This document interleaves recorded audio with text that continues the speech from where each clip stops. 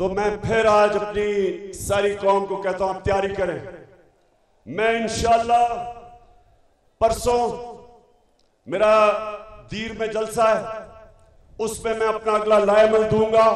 Supreme court ने जो फैसला किया है उसके ऊपर हम स्टडी कर रहे हैं। आइन और कानून के बीच में रह के इंशाअल्लाह मैं परसों अपनी तहरीक का आगाज करूंगा। आगाज तो हो चुका है, मेरा मतलब अगला लाएमल दूंगा और उसमें आपने तैयारी होनी, तैयार होना है। आखिर में बेशाम के नौजवानों, मैं आज अब सबके सामने खड़ा होकर कहता हूं कि मुझे पहली दफा ये मैं आज से एक वो इंसान जो तकरीबन पाकिस्तान के साथ साथ बड़ा हुआ है, तकरीबन मेरी उम्र पाकिस्तान जितनी है, मैं आज आपको सबसे अब इसका क्या कहूं कि मुझे जितनी खुशी है इस चीज पे, अपनी जिंदगी में जो मुझे खुशी हुई,